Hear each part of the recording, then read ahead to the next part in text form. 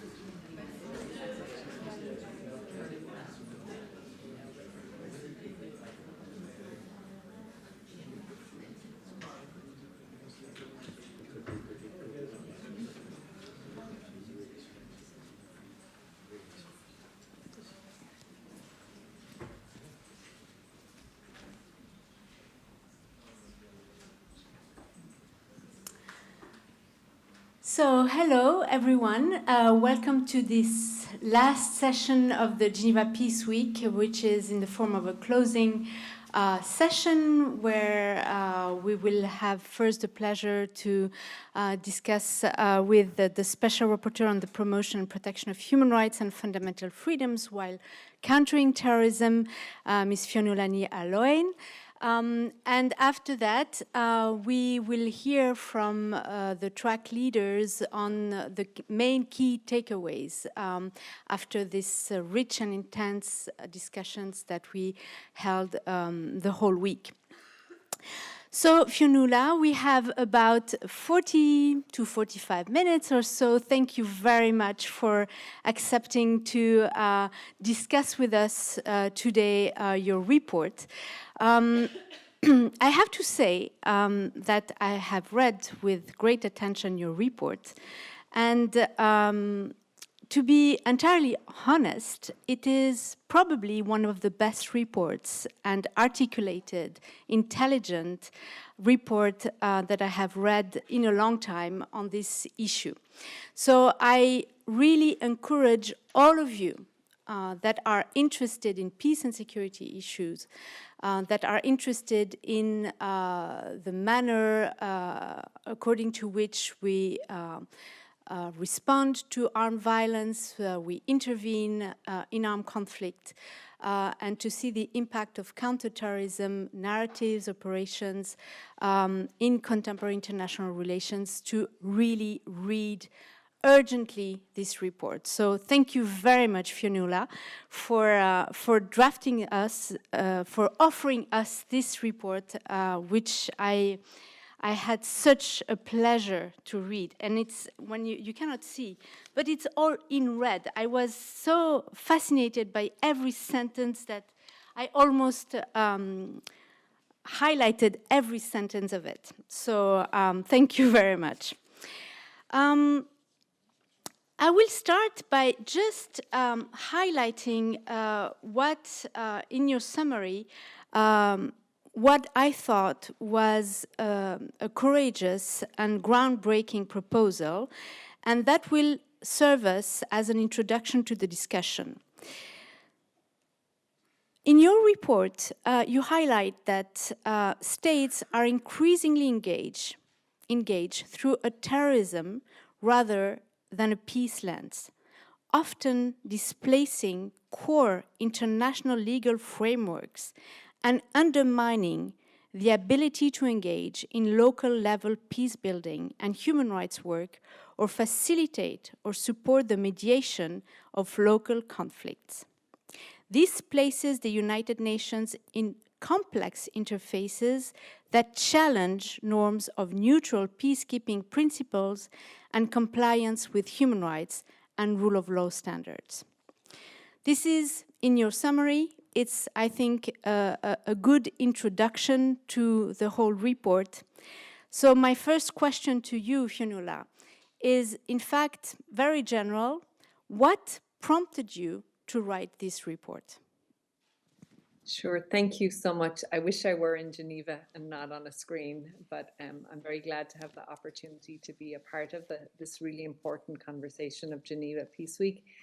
And maybe one thing before I say I do owe a thank you for this report to Geneva and to the Geneva Graduate Institute and Academy, who hosted me this summer as I was writing it and facilitated so many of the conversations I had with many of the people in the room who helped me write the report and think through the issues I was grappling with. So maybe to say, well, what prompted the report? I suppose what prompted the report was my daily experience of being Special Rapporteur, and increasingly finding that, in fact, the places that I was dealing with were places where I was seeing complex conflict.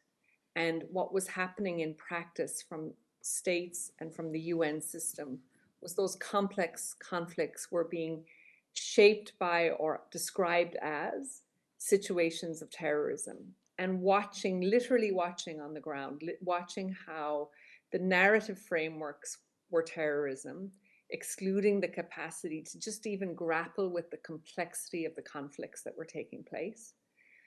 And the norms that were being pushed into these spaces were the counter-terrorism norms, the UN Security Council, but also the slew of soft law that has shaped CT practice over the last 2 decades. And what was also happening in these spaces is we're seeing a massive push of technical assistance and capacity building to counter terrorism. And that capacity building and technical assistance is literally undermining the sort of nascent peace efforts in these places. It's literally taking them over, displacing them. And nowhere was this more clear for me than in Mali. I visited Mali this summer at working level, and I think all of the things that I describe in the report, all of those narrative, normative, institutional, technical practices were really just kind of really captured in the day-to-day of what's happening in the Malian space, but also more broadly in the Sahel region. So indeed, in Mali, there is this complex situation of armed conflict, which involves different kinds of armed groups, some of them listed in as terrorist organizations. There is a robust peacekeeping operation. So indeed, all the elements that you highlight in your report. I've noted the core main points of your report, and perhaps here you could elaborate a bit for the audience who haven't had the chance really and the opportunity yet to read your report. First of all, you highlight the growth of the counterterrorism architecture and how this has impacted the whole, let's say, core objectives of the United Nations, which is namely to protect human rights and to ensure peace in the longer term. One of the other key points that you have highlighted is how counterterrorism narratives and programming have infiltrated, I would say, peacekeeping objectives and purposes of the United Nations. How counterterrorism architecture narratives have also impacted how we engage with armed non-state actors, how we can mediate, or rather not mediate with them because of these narratives and the increasing recourse to a terminology by states willingly wanting to undermine, in some situations, these armed groups. And finally, very interestingly, you have added as a last point the impact, rather the link between counterterrorism, occupation, and human rights. And I thought that was also quite interesting in the report. So we probably won't have the time to discuss at length all those very interesting points, but perhaps you could address the key ones for you. Yes, I mean, in a way to summarize a bit your overall argument for the audience. Sure. I mean, I think the report has many of the elements that you've described, but maybe just to highlight a couple of them that I think are really important. The first is really the report starts from, maybe I want to say, faithful adherence to the language of the Charter. I'm quite an old-fashioned international lawyer, and I think the phrase that has always spoken to me most profoundly in the Charter is the opening lines that the contract for the Charter is for the peoples of the United Nations, not just for member states. And I think actually keeping in mind that the intent of the Charter was to serve the peoples in the plural, and not simply the narrow interests of member states, is one that we as advocates and also as institutionalists in the system have to continually remind the system and member states that that is true. The second thing I think I really tried to do in this report, and for the audience, this will be, of course, this very, very smart and audience who knows the peace space so well, tracing the history of peace in the United Nations, I think was particularly important to me. But what I really try to do in the report is actually counterbalance that and show how it, particularly in the last 20 years, the development of an enormous counter-terrorism architecture at the United Nations in particular has really squeezed the peace architecture. And sometimes when we're in one architecture, if you're in one piece of the UN, like if you're in counterterrorism, you don't see peace. If you're in peace, you don't see counterterrorism. And what the report really tried to do is to actually show the kind of diadactic relationship between these two things, but more particularly how counterterrorism is, in my view, squeezing out everything, but most particularly is squeezing out peace. And you know, for many of us, that seems counterintuitive. We're 20 years away from 9/11. It looks like the era of the, quote, war on terror should be over. And I think one of the things we all have to grapple with is that actually that's simply not true. That the counterterrorism architecture and the normative tug to counterterrorism has actually only increased and only deepened and only consolidated over the past 20 years. And that consolidation and deepening is having an enormous impact on peace. And the way I show that is I start by showing just the normative challenge. And I encounter it all the time, where we essentially see both the system and states themselves making the case that counterterrorism norms trump their international human rights and international humanitarian law obligations, and that actually faced with those norms in the same space, it's actually the overarching norms of human rights and humanitarian law that have to give seed to counterterrorism norms. And I think that's extraordinarily dangerous. And the reason it's dangerous is we don't have a globally agreed definition of terrorism. So this normative framework of counterterrorism in the UN in particular is built on the sand. It's built on whatever states decide they want to call terrorism in their national legal system. That's what it's built on.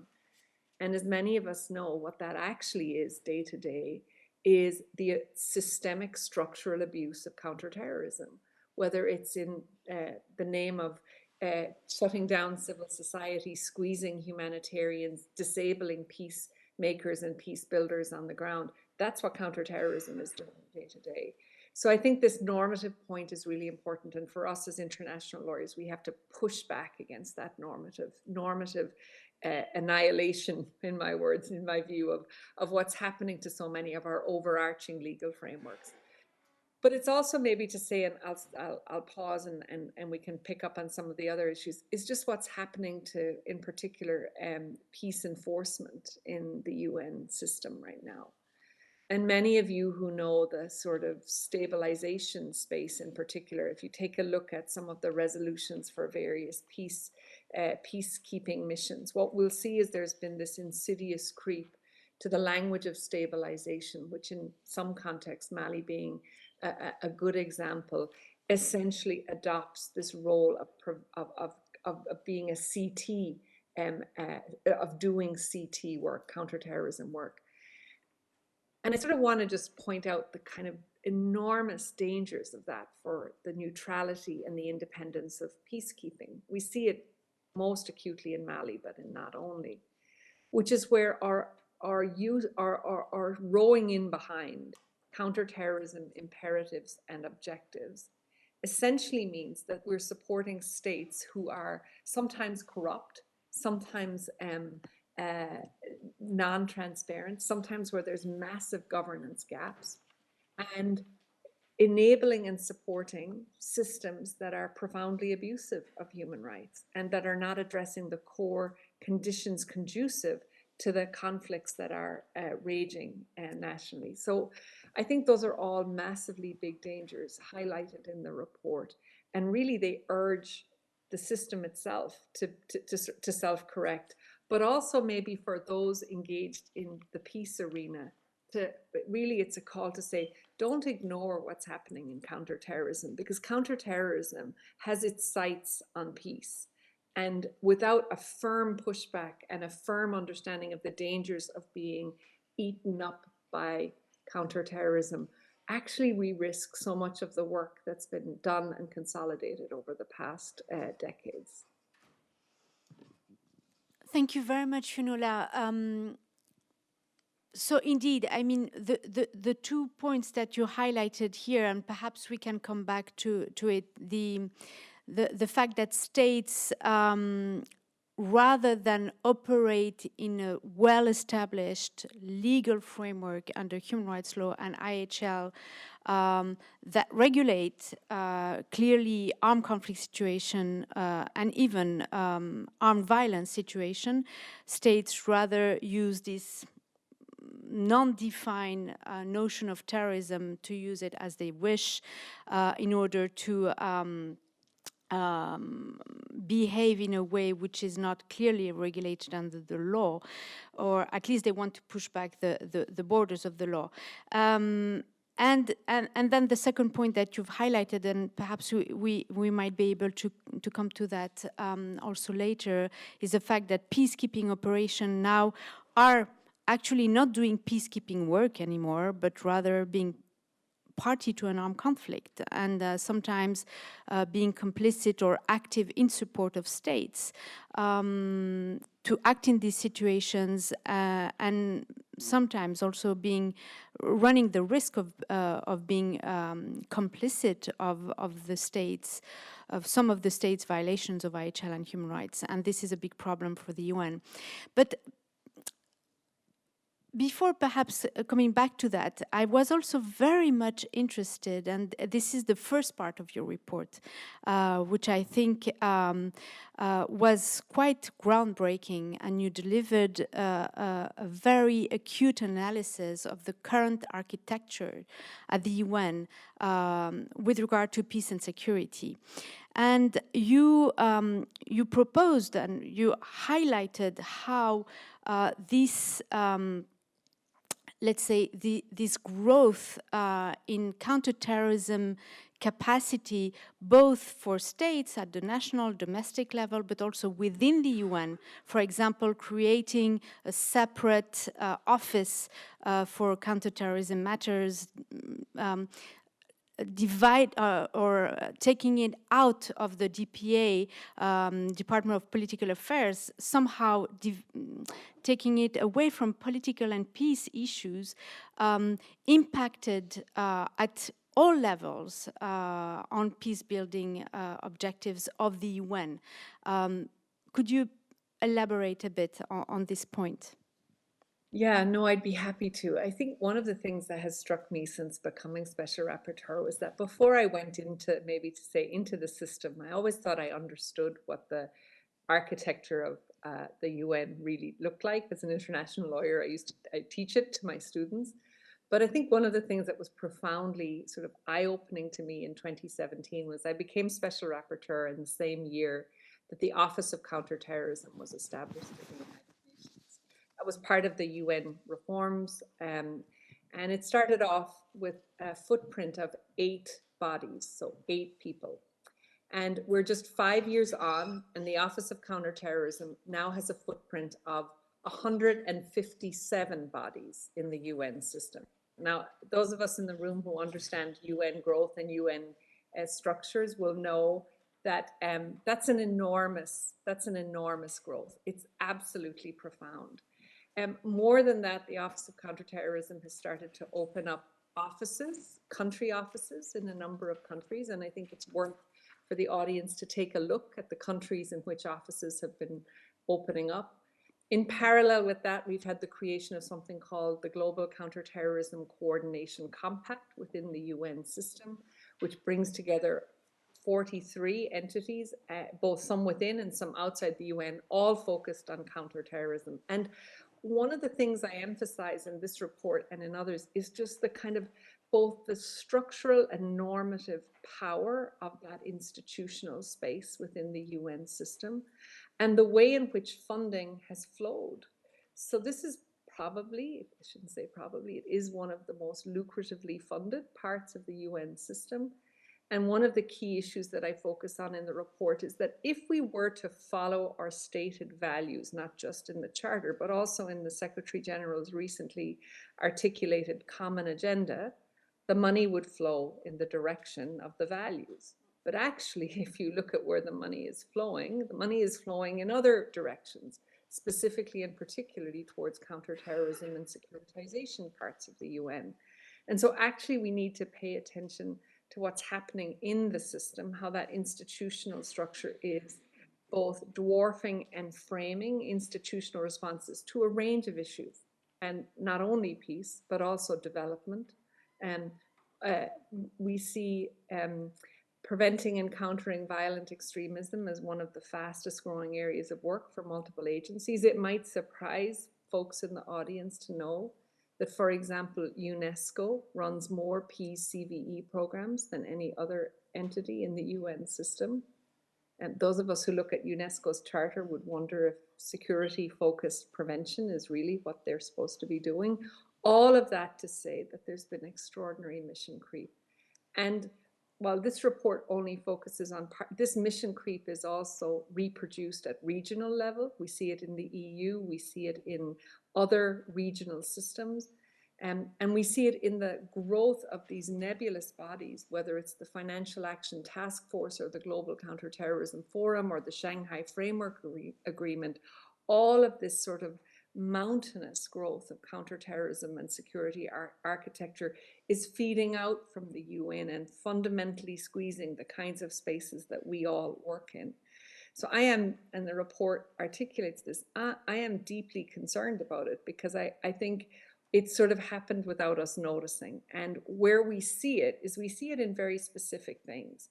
We see it, for example, in the prescription of certain designated terrorist groups. So that's a particular place where you can see the architecture manifesting itself in a particular practice that then affects peacemaking and peace building in very concrete ways. We see it in the squeeze on humanitarian space. So the fact that humanitarians simply cannot access sites of conflict because of the sort of creep of terrorism and the lack of humanitarian exemptions in resolutions addressing terrorism is another example. We see it on the barriers in simply talking to people, right?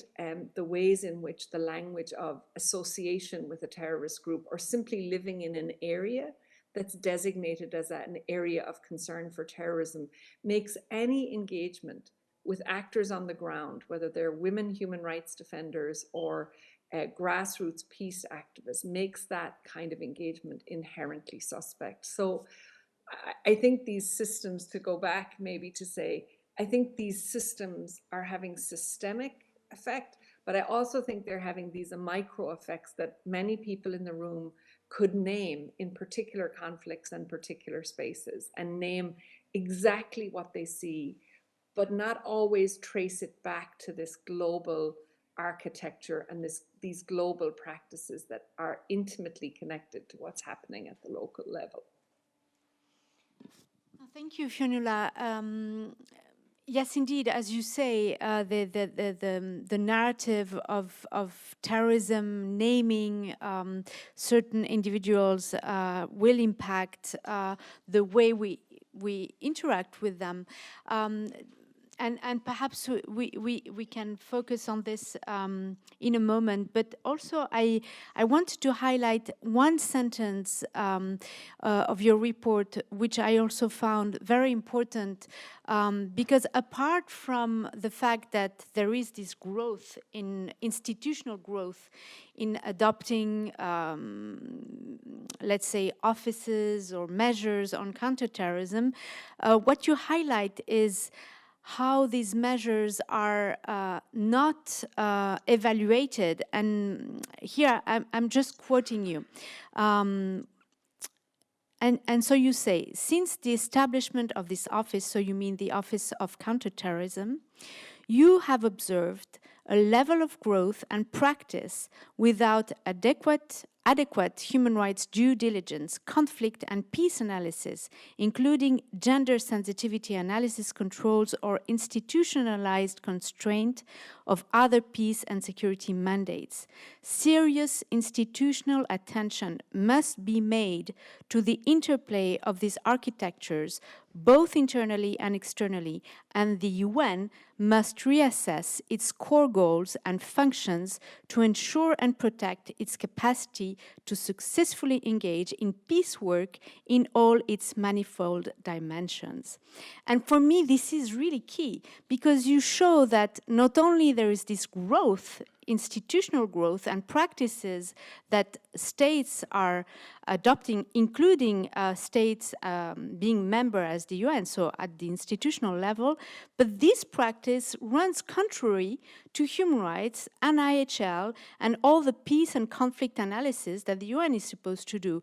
And this goes contrary to its core objectives. So it is undoing its own work. And I think this is a key observation that you have made, and perhaps this, because I see that unfortunately time is running so fast. I would like to ask you two last questions, and perhaps then I will leave the audience the possibility to also ask you a question. So my two last question is that with regard to this observation that you have made, what would be, let's say, your key recommendations, some of your key recommendations that you think might work? And my last question is, are you heard? Are you heard by states? Are you heard by the UN? And what are the chances of success to reform this this very sick system that you are observing in your report? No, I thank you for that. And I think one of the key recommendations, it's extraordinary to think that we've had 20 years of counterterrorism and no monitoring and evaluation of counterterrorism. I mean, it simply, in a way, defies the sort of working assumptions that we all have about what should be done on any major spending or work in the UN system. So it's really clear, monitoring and evaluation, which is rigorous, independent, and thorough, is massively overdue on counterterrorism systems in the UN. And my argument to states has always been, you're paying for this. Don't you want to know if it works or it doesn't? And if it's not working and it's actually undermining the work you say you're trying to do in these complex conflict and other spaces, then don't you think it behooves you to sort of do something about that? Not just because it's the right thing to do from a human rights or international law perspective, but actually because it's just a colossal waste of the money that you're spending in so many of these sites. And the question of due diligence is extraordinarily important. We do due diligence in multiple parts of the UN, and we know this from the peacekeeping and peace arena. And it's not that we've always done it well or effectively, or that due diligence is always observed, but at least we now adhere to the presumption that due diligence is an integral part of the UN's principles in the work that it does. But of course, CT has been a due diligence-free space. And one of the problems is, again, that the outworking of a lack of due diligence is human rights and humanitarian law violations or exceptionalities in these spaces. So, I mean, I think the recommendations are really clear. To the UN, it's really simple. It's saying you have to support holistic mediation, negotiation, and observation of peace negotiations. And to do that, you have to address the consequences of the exclusion, in particular, of certain armed groups from negotiation. And this isn't, as a human rights lawyer, I'm not being soft on armed groups. I absolutely adhere to the notion of accountability and responsibility for those groups. But I also recognize that unless we find ways to end these conflicts, which includes bringing everyone to the table, we are not actually solving the issues that are actually fundamental to the continued reproduction of violence and human rights violations in these spaces. I'm also really clear that we need UN guidance, system-wide guidance on dealing with armed groups designated as terrorist organizations. We don't have that currently in the UN system, and it's a barrier to doing the kind of work that we need to do. I think I'm really clear that we have to look at the prescription practices of the UN system. Many of us have for a long time been talking about the fundamental politicization and the lack of legal propriety in designation and sanctioning processes at the UN. And again, that requires member state action. I think the other thing I would say is that we have to be really careful about this language that we use of terrorist and extremist. You know, I grew up in Belfast, and some of us who've grown up in violent places understand the power of these words. They're enormously powerful. They're also hugely seductive. And we've got to a point where the use of those words is so ubiquitous. They don't mean anything anymore in many ways. And I adopt that phrase, that lovely phrase of linguistic ceasefire. We need a linguistic ceasefire on the use of some of these terms if we are actually, in fact, going to address the complex conflicts that pervade and sustain in so many parts of the world. Those are some of the recommendations. Overall, I think we need a seriously pruned global counterterrorism architecture in the UN and beyond. But that is in the power of member states. And I think for those to the peace community, I would be saying, watch what's happening in counterterrorism space, because it is affecting you. It's limiting what you do, and it's actually undermining the work that you do. Are we heard? I don't know that we're heard. I think most of the time these days, human rights voices and humanitarian voices are losing, and we're losing badly in the system because the seduction of counterterrorism persists and endures long past its embrace of 9/11. And so, but what I do think we have to do is that we have to actually reach across the silos. So your invitation to me to join Geneva Peace Week is one way to bridge the silo between the human rights and counterterrorism experts with the peace experts. And I think once we start to line up and see the value of each other's work and actually reflect each other's priorities and name things together, the collective power of our voice is what may in fact be heard within the system. Because when we're in silos, it works very well for those who wish to abuse the human rights and humanitarian law regimes that are so important, critically important to all of us. Thank you very much, Fionnuala. Yes, we need to bring our forces jointly together to reform this system, which is going the wrong way, clearly. Now we have about 10 minutes for Q&A. Who would like to ask a question to the Special Rapporteur?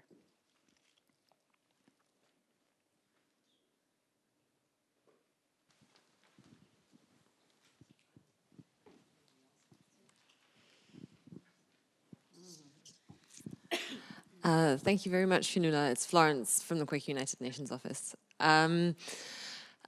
You say, you mention if member states want to actually walk the talk and do what they intend to do when it comes to peace, when you refer to they need to do the sort of monitoring and evaluation of the counterterrorism initiatives and narratives that they throw out there in the world.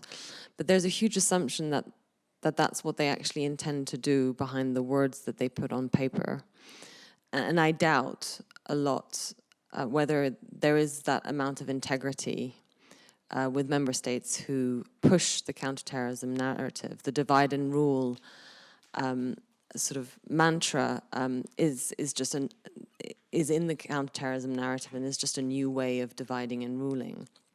So that's my very cynical sort of take on whether or not it's possible to turn that tide, because you know where the money is flowing and where it's going, where it's coming from, makes me a little bit skeptical about whether or not there's a bigger intention behind the counterterrorism narrative and the counterterrorism push. So I'm just wondering, how do we, you know, you mentioned building bridges, being stronger together, but who are the allies in the states? Because ultimately that's where some of that change needs to happen. It's political will that needs to push back on the other political will that's pushing the counterterrorism narrative. So I'm just wondering, who are the allies out there that could help us turn the tide?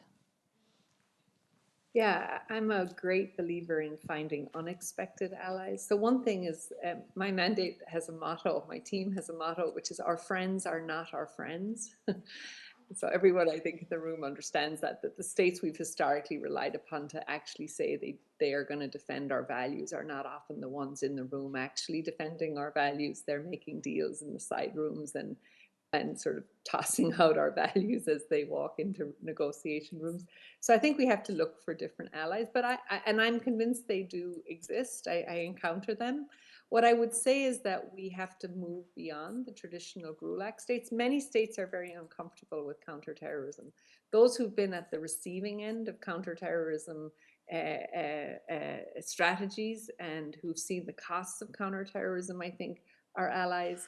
I also think that many states have, traditional states, I think of the GRULAC group as an example of a group of states who have traditionally had very strong views on the integrity of international law, on legal regimes, for some of us that can be problematic, it can be issues around non-interference and sovereignty. But one of the things to stress is that actually we find some of the regional groups far more prepared to defend the integrity of the overarching norms than the traditional states who have embraced counterterrorism. And by that I mean many Western states who have embraced the mantra of counterterrorism. So I do think it is about solidarity, building coalition among different groups, humanitarian, peace, human rights, and other actors, like a big, broad, deep coalition that understands and recognizes the impact of securitization and counterterrorism on so many agendas in the UN over the past 20 years. I think it is about finding allies with new states. And I think it's about holding our friends to their values and saying, we're going to call you out because you don't adhere to them. The other thing I would say is we now know that we have a new agenda for peace being led by the Secretary General. And I think it's absolutely critical that we put on that agenda the harm that securitization and counterterrorism is doing to peace efforts around the globe, both at the macro and particularly at the micro level.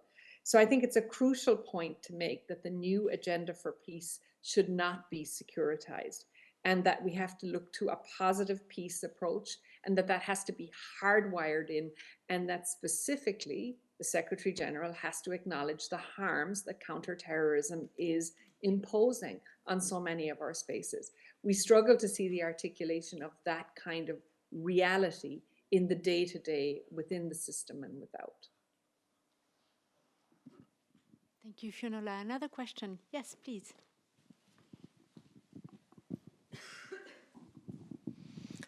I am Andreas from the Swiss Mission. Thank you very much for your report, and thank you to the Geneva Peacebuilding platform for this very interesting event. It seems to me that what you are describing is very much a divide between New York and Geneva. In Geneva, you have an ecosystem where, as one of our partners says, we have a second-degree relationship with all armed groups in the world. And you have indeed in all sectors contact because with armed groups for peace negotiations, for humanitarian access, and so on and so forth. Also, the civil society is very much included in the debates here in Geneva. It's different in New York. We invited some times ago, we had a conference on PVE here in Geneva, and we invited also the head of the Office of Counter-Terrorism here in Geneva to hear the voices of the different communities here, express some concern about exactly what you described. Don't you think, and I'm taking up one of your recommendations about the guidelines of the UN, don't you think that these could be counterproductive? That having guidelines on how to deal with armed groups could be more counterproductive because it could bind the hands of negotiators and mediators that have a space currently, very much needed space, especially in the humanitarian field, but also in the peace processes. Thank you. Thanks. No, super good question. And as Switzerland goes on to the Security Council in less than 3 months, this issue will be of particular importance to their work on the Council, and I look forward to that. So I do think this is partly a Geneva-New York divide, but I think we also have to be clear. The normative push isn't being led in Geneva, and the normative consequences don't follow in Geneva. And it's precisely the fact that New York is dominant and ascendant as a normative and institutional matter that makes the point all too clear. For many states, it's quite convenient that the talking shop of civil society sits in Geneva, but the real work of actually regulating peace and security and regulating happens in New York, where actually civil society is an endangered species in these conversations. We struggle, and I as Special Rapporteur have struggled, and I think Switzerland, there are a number of states, Switzerland, the Netherlands, Spain, who've been pivotal in trying to ensure the inclusion of civil society in New York. But actually that's really hard, and it's hard, deliberately hard, because it's structurally hard for a reason. And so what that means, one very concrete thing, and I think I should acknowledge the government of the Netherlands is supporting the establishment or the engagement with the idea of establishing an NGO platform for counterterrorism in New York, precisely to remedy this problem of the absence of civil society and grassroots voices in the discussions in New York. And I think that will help. It's a necessary but not sufficient condition to address some of these exclusions that mean that we produce bad policy. And I think the other thing I would just simply say about the New York space, and because this mandate, the mandate I hold, is unusual that it sits across both spaces. The mandate I hold is a member of the Global Counterterrorism Coordination Compact. So I sit on all 8 of those committees in the system and see firsthand the implications and costs of a human rights free or human rights light structure. The issue is we also need serious human rights oversight of the global counterterrorism architecture in New York. And I have argued vehemently, and will continue to argue strongly, for an independent oversight mechanism for CT in New York, which I think was very much part of the Global Counterterrorism Strategy Review in its last negotiation. It didn't get over the line, but I hope it's going to get over the line in the upcoming Global Counterterrorism Strategy Review. And finally, I'm going to answer the question which says, do we need guidance? I think we do. I think we need guidance within the framework of the IDDRS. I think the mediators themselves recognize the costs, and this is one of the things that preceded my report, was really deep engagement with the peace architecture of the UN in New York, multiple conversations, whether it was the mediation unit or the Peacebuilding Commission or others, to understand the situated reality that those pieces of the architecture are facing. So there is a danger, there's always a danger that if you write guidance that it's gonna make things worse. I recognize that, but I also recognize that in fact, things are being written every day that make things worse, including UN Security Council resolutions that make it harder for this work to be done, including sanctioning practices that are not essentially, that are really deficient as a matter of the rule of law. And I think it's important to recognize Switzerland's contribution to the discussion of the deficiencies of the Ombudsman, but other parts of that system.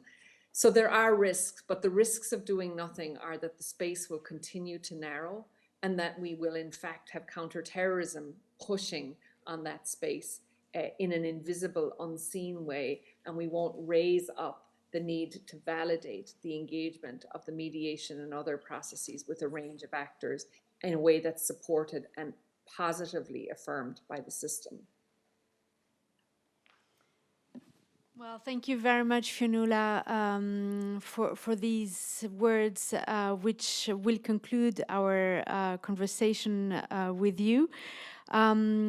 Thank you again for offering us this essential report. Really, I do hope that the arguments that you have put forward and your recommendations and your worries will be heard indeed in different fora. I think it should be a mandatory readings for all classes of international law, counter-terrorism, human rights, and IHL. I will make it so in my own classes. But really, congratulations again, and I hope we will be able to continue the conversation in the coming months, indeed. And next time, I hope you will be with us in presence in Geneva to discuss this matter. So all the best to you for the following months. Thank you, and I look forward to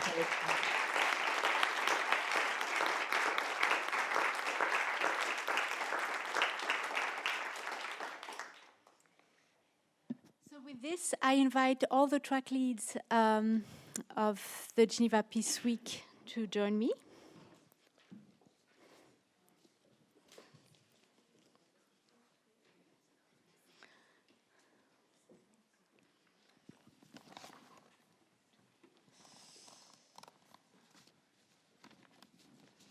And so with the last 45 minutes or so that we have at our disposal, the idea now is to summarize our key takeaways for the Geneva Peace Week. And I will just, go in this order, starting perhaps with you, Andreas, since you might have to leave a bit earlier. Yes, please, go ahead. Sure.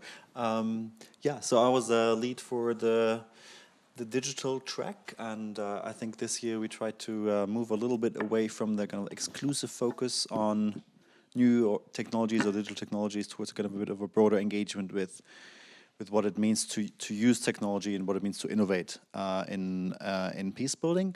It was a packed day. Wednesday was really, really busy. I think at some point we had 3 events at the same time online. I think that probably speaks to the immense interest in this topic. A few things to just to share. There is always this feeling that we are kind of behind the curve when it comes to innovation.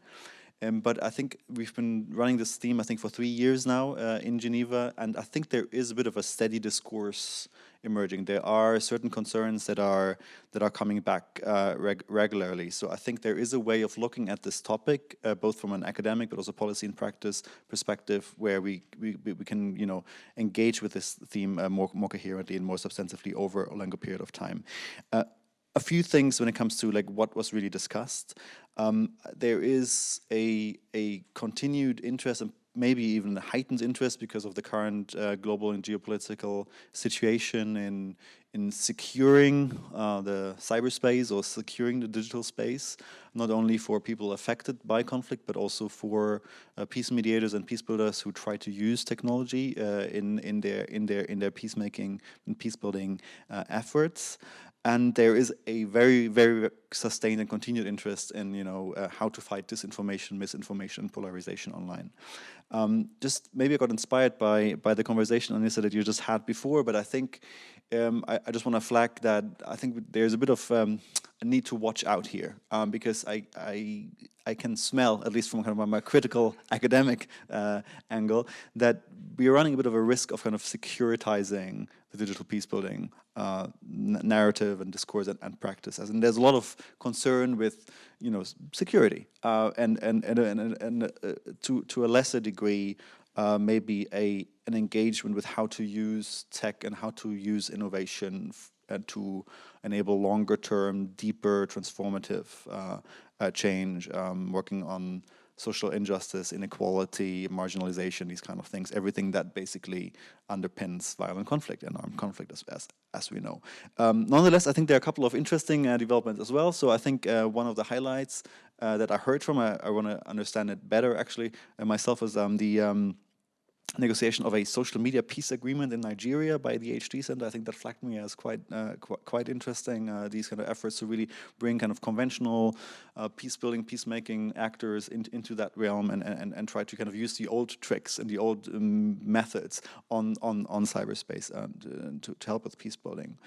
And I think just one last point. I think we've also been starting to see kind of a move away from kind of what we call kind of a tech solutionist perspective, as in we like kind of fetishizing tools as something that can fix everything. Sometimes maybe it can. We'll see that actually next year, because the newly founded Swiss Peace Tech Alliance will develop this super algorithm that will stop political polarization globally. So maybe in a year from now everything will be good. But if that's not the case, I think there is an interest in also understanding the social and the political work that has to happen alongside the digital work that is increasing, and a need to kind of do human-centered design, to localize tech solutions, and so on. So it was an exciting time here this week at Geneva Peace Week, and we'll hopefully continue the discussion next year on that topic. Hopefully, yes. Thank you very much, Andreas. Annika. Thank you. Is this on? No? Yeah, perhaps take mine. Yeah, even Geneva Peace Week team members struggle with the microphones.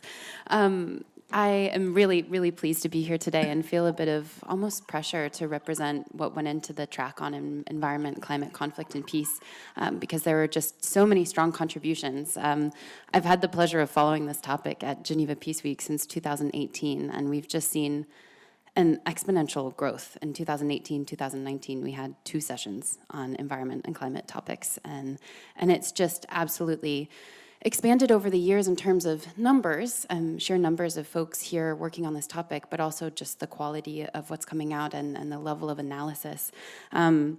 We understand the links between environment, climate change, conflict, peace, et cetera, and it's just deepening. So I want to try to represent a bit of the conversation, clearly not noting that it won't be comprehensive.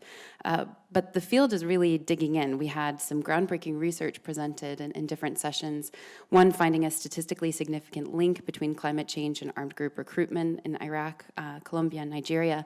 And I bring that up because it's moments like these at Geneva Peace Week that are presenting this data and this research is instrumental for policymakers here, for those of you working in the program level. And the diversity of actors and who's working on these issues is interesting. We're moving a lot as a field from the sort of what, defining these links, to the how. There's a massive amount of progress within this community of practice on operationalization, and getting incredibly specific. So I've decided to divide my findings into 2 categories. Work that we need to do on an internal level as a field, and work that we need to do on an external level. On the internal level, we talked this week about stepping up our monitoring and evaluation, understanding and telling stories of what works. I know this isn't specific just to the environment side of things, but really sort of also understanding that evaluation is an intervention in and of itself, and walking carefully in that space. Another thing that came up as an internal community of practice point was just having care with our language, that calling communities vulnerable enforces an illusion of a lack of agency of people within communities, and how important it is. It's the same with referring to natural disasters. It's this unstoppable current that comes from the climate onto a community, and it removes that agency from actors in their own communities. It's essential. We need to continue to focus on the people that are at the heart of environmental peace building, as it's a profoundly political act. Externally, it's all about building and using bridges. It's that sort of silo conversation that we have constantly here because it continues to be important. We had a great example from the Pacific Islands Forum Secretariat, PIFS, that is engaging both states and non-state actors towards common good in confronting climate insecurity in that region. Here, though, we sit in Geneva, and I want to encourage us to reach out to our neighbors that are in Geneva. There are so many external actors we need to continue to engage. We had a session on cities, reminding us that we need to focus on governance and planning, as it's often governance and planning that are the determining factor of exacerbating inequality as opposed to migration and displacement. We have the Geneva Cities Hub right across the field over here. Faith-based organizations, they play an enormous role in the fabric of the world and society, communities, and the inner lives of so many people around us.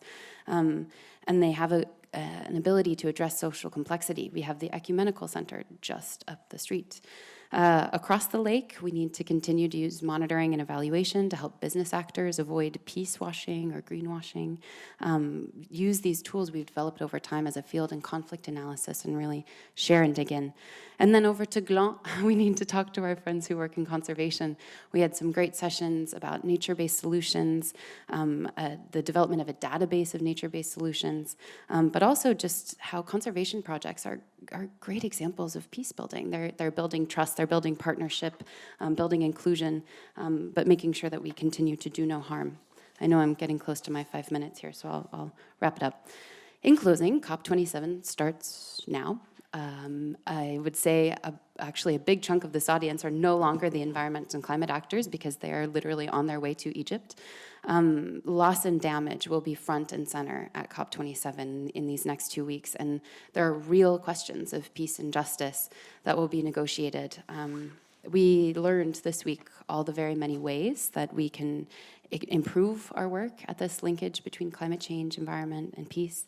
And we need to continue to each do our small part on whichever side of the bridge that we are and continue to build and deepen this ecosystem for peace that we have. As I was trying to think of how I wanted to wrap this up, for some reason, the Martin Luther King Jr. quote came into my mind, which is, "The arc of the moral universe is long, but it bends towards justice." Thank you. There's a little clap there.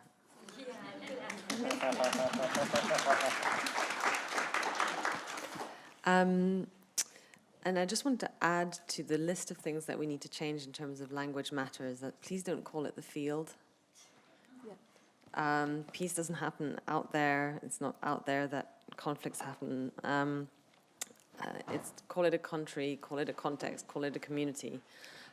It's really quite insulting, actually, to call it the field. We don't go out there to do work. Also, the image is kind of confusing. So that's just my little addition to language matters and my little personal advocacy and battle. So I'm here for the track on rights, inequalities, and peace, and perhaps just a little introduction to this track. I started at the Quaker United Nations office 5 years ago, and my predecessor gave me this task, basically, as one of sort of a few points of like, please explore X, Y, loads of, quite a long list. And one of them is about human rights at the Peacebuilding platform here in Geneva. And it took a while. It took quite a lot of work to convince peers, to convince Achim at the time, then Rainer and now Annyssa, to have a conversation about human rights in relation to peace. Lo and behold, it's the second year now that we have a dedicated track to human rights at Geneva Peace Week. And I'm really glad of it. I'm quite proud that we managed to keep it there, that we see value in it, and that it's being populated. And I think that's also a show of a support for that inclusion, but also shows that human rights wants to be part of this conversation too. So now on to actually what was said and done in this track. it was very diverse, just as my colleagues have also just mentioned, a lot of different focus areas. So we did a deep dive into the diversity of the agents of change when it comes to that nexus, covering investors and business contributions to peace in fragile and conflict-affected settings, the role of armed and political movements. Importantly, it reiterated the need to include civil society and national human rights institutions, with many events also addressing the issues of youth and women's participation. Now, granted, the latter list is nothing new, nor is it groundbreaking, but it's a damning assessment that we're not doing enough to actually include these communities. And I think that's also something that we discussed at the opening is, you know, we talk about this inclusion, we talk about wanting to meaningfully have people participate. And how are we in actually doing that with a format of Peace Week? And that's just a personal reflection in terms of how do we enable youth to participate? Is it a youth panel that's actually useful, or are there other ways to be able to ensure that youth are not there just to give their experience, but also their expertise? And I think it's how we include people on the panel and what we expect them to actually be contributing to that panel. And they're not just stories, they are experts. So that was just a personal reflection, also going back to sort of Peace Week as a format and its content. We also looked at thematic and identity dimensions to peace, so including topics like food security, labor rights, but also sexual orientation and gender identity, which is not typically what you might think of as a conversation towards peace. And importantly, when it comes to identity politics and marginalization of minorities, this applies also to LGBT communities, as much as to people of color, and that's also a topic that came up. And importantly here is that violence directed to these communities and these minorities often overshadows trajectory of more widespread violence and conflict, and that within minorities these minorities face heightened risks within conflicts. So both as an early warning signal, the marginalization or repeated marginalization of certain communities should be at the forefront of people's minds. A canary in the coal mine is kind of the image that I want to leave with you here. Intersectionality was also talked about at the institutional level, and actually in opposition to what the lived experience is. So while at the lived experience of people in conflict or conflict-affected contexts, it is messy. Human rights, inequalities, development, there are no silos there. It all happens at the same time. However, at the institutional level, there's a forced siloization that happens, and that was mentioned at the high-level panel that we had yesterday, that actually we need to do better here in Geneva, in New York, at the regional level, to dismantle these silos. It is not helping people on the ground, and it also completely artificially puts people into boxes. I will wrap up. One of the things that stayed with me also is the story of a colleague from the Office of the High Commissioner for Human Rights that was on this panel that spoke of his experience as a human rights actor and advocate, effectively, as OHCHR's representative in Colombia during the pre-mediation, mediation, and then the peace process that happened. And in his story, he really made a case for how human rights can both be a normative framework, but also a tool to be able to include people. A normative framework that should apply at all times, but also through procedural rights, how that can be an argument to include marginalized voices, and in so doing also bring topics to the table that are critical for sustained peace. So addressing the root causes of how we got to the violence in the first place. And I'll pause a little bit, because one of the things that we didn't talk about was the role of the Human Rights Council here in Geneva. And the reason why I didn't push for it is that we had special rapporteurs here to make the point for us. Yesterday, we had the Special Rapporteur on Sexual Orientation and Gender Identity. We had the Special Rapporteur on Freedom of Association and Assembly, who made a key point that protest is not a crisis in and of itself. It is a way for people to open dialogue. And this, again, is another show of how human rights, the right to peaceful assembly, is also a peace tool. And today we had Fionnuala here as well, making a case for how she can, through her mandate, contribute to to how peace building should be better implemented and lived throughout. And I'll leave you with an image, again from our colleague from OHCHR yesterday, which was quite powerful and stuck with me, is if you can imagine, and he also pointed vaguely at the screen, which if you imagine that conflict is on one side of a river and that peace and development is on the other side of that river, human rights is the bridge that will get you there. And so it is not about bridging places, it's in our minds. Many of the barriers are actually in our mind to build that bridge. So yeah, I'll just, before I start rambling.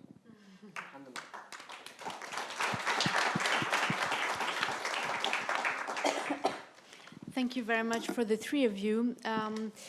I was tasked to say a few words about the final track, which is exactly the one I didn't want to do in the absence of my colleague Oliver Junte-Zonke. Why did I want to do? Because I'm unable to pronounce it. So it's moving beyond securitarization. Which was the last track that we had to address, that we looked at this morning. In fact, I will not say a lot about this track because we had this conversation with Fionnuala. But just to tell you that 5 workshops took place this morning, 3 in person and 2 online. And in these workshops, the same direction was highlighted than the one that Fionnuala also pointed out, that addressing, let's say, looking at the phenomenon of violent extremism in specific countries, not in the field, in specific countries, had to be done in a way that, of course, the security aspect of this of violent extremism had to be taken into account, had to be considered, but not at the cost of impacting people's livelihood, for example. Other conclusions were also drawn that interdisciplinarity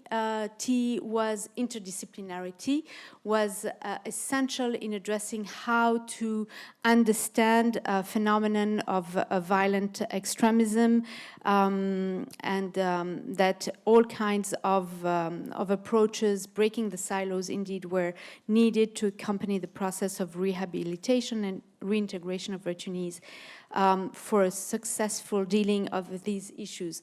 I'm going to stop here because I'm almost unable to speak in English anymore. I think it's the Geneva Peace Week is coming to an end. So if you agree with this, we will formally finish the substantive aspect of the Geneva Peace Week. Yes, absolutely. And so now we do have a few minutes, at least 10 good minutes for Q&A. Any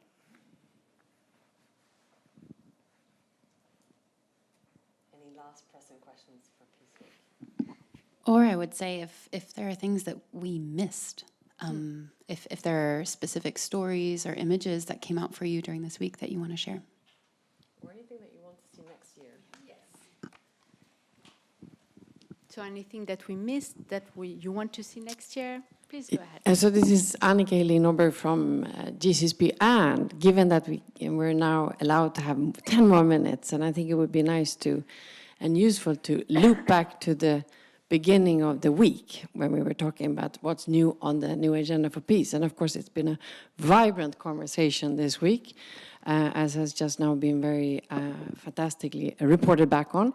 So I'm going to invite the panelists to, if there's one thing in your tracks that you think stood out, sorry about this one, but that you think should be included in the new agenda for peace. Maybe you want to take a few more questions before you respond to that one?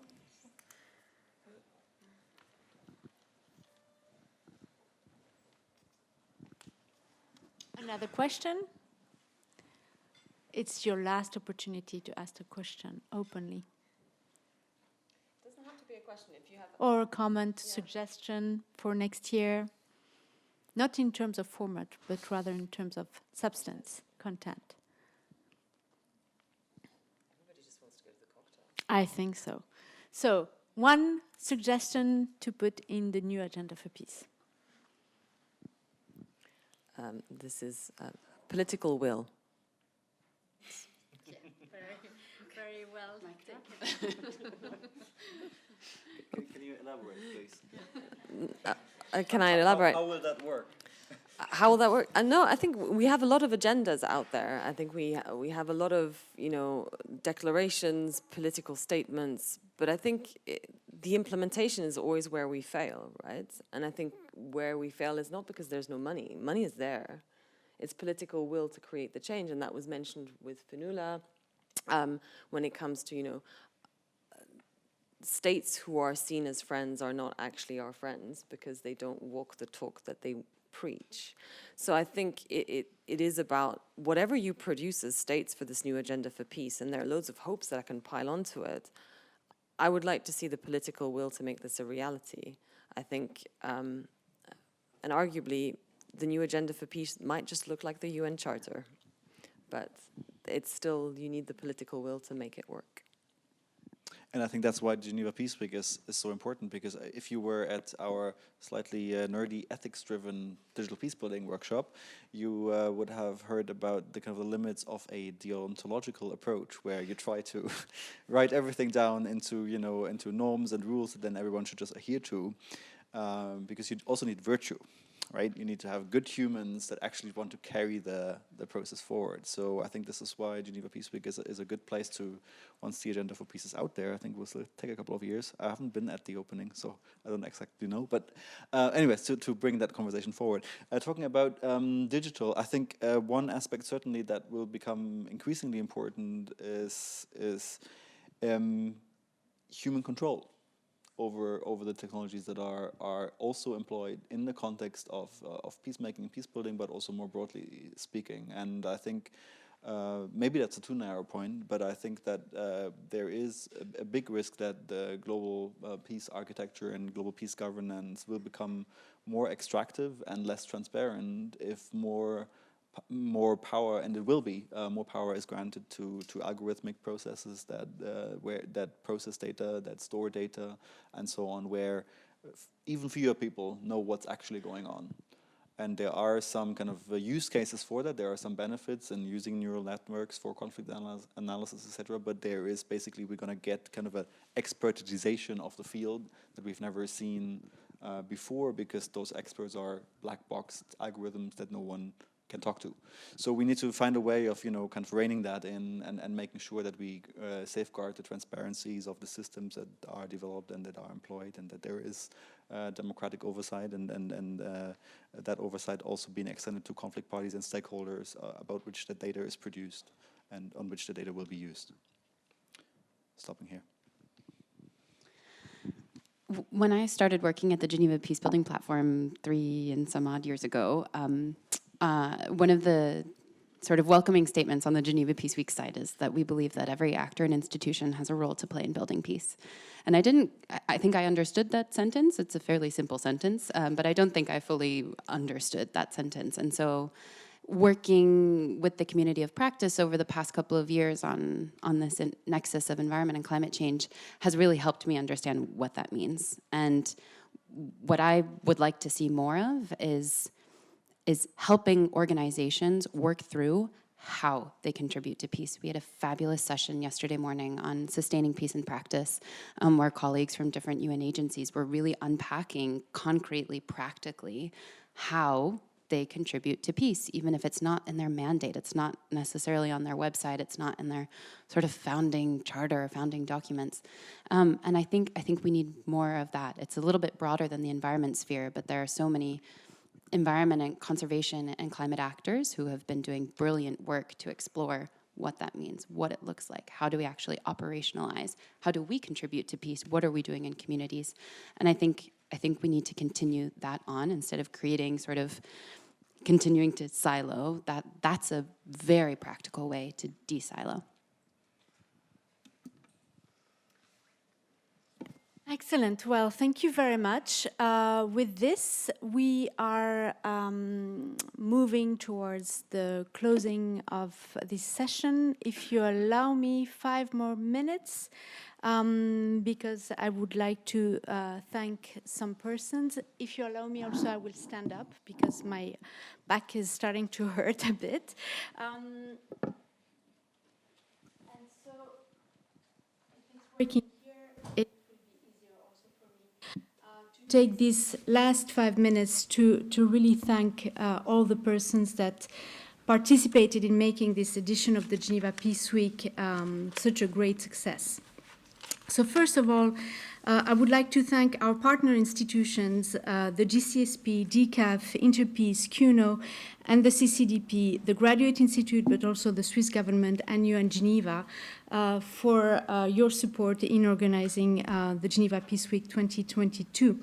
I would like also to thank our advisory board, the steering committee, and our management committee for their support. I would like to thank our track leads, Florence, Annika, Oli, Andreas, and Oliver, who is not here today but has been supporting us for many weeks.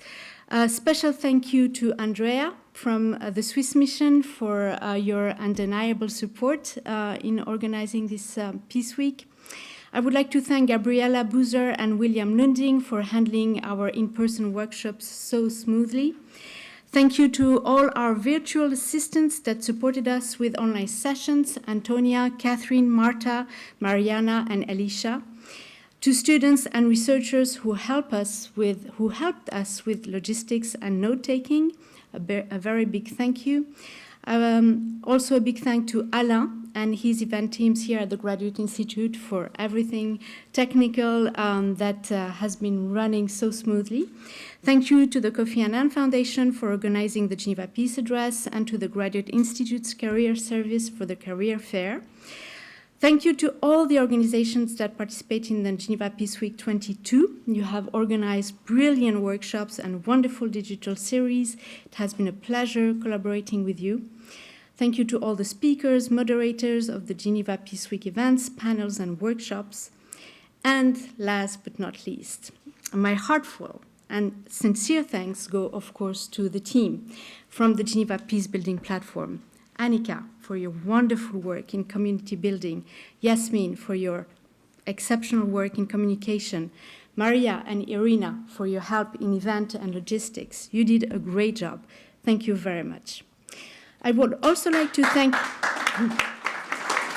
not finished. It's not finished. Thank you, Danson, who is not here, but who was the former Geneva Peace Week lead. He worked also, he provided for exceptional work and support and detailed onboarding this summer. He left at the end of August, but we also inherited for his great advice in organizing the Geneva Peace Week, which leads me to thanking, last but not least, Danny Diogo, who is the Geneva Peace Week lead this year.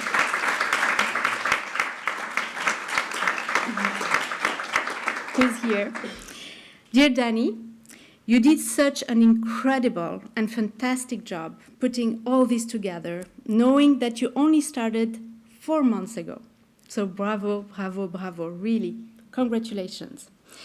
And not only did you put together an entire week of dozens of events, but you also managed to write, submit, and defend an executive master in international human rights and humanitarian law that you successfully defended in August. You were so committed in organizing and preparing the Geneva Peace Week that you were not able to attend the ceremony to collect your diploma, which took place last Friday before the start of the Geneva Peace Week.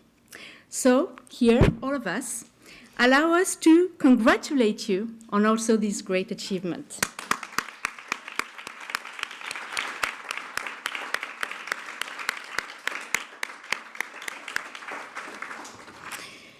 And last, thank you also to all attendees that participate in the Geneva Peace Week. You made this year's edition a great success. I hope that we will see each other next year for our 10th year anniversary. So stay tuned as we are planning to make the next edition a memorable one. I have to switch in French now, I think. Alors, merci beaucoup encore pour tous vos soutiens et votre participation à cette Semaine de la paix. Avec ces mots, cette Semaine de la paix est maintenant terminée et je vous invite tous à venir prendre un cocktail avec nous et à célébrer la fin de cette édition.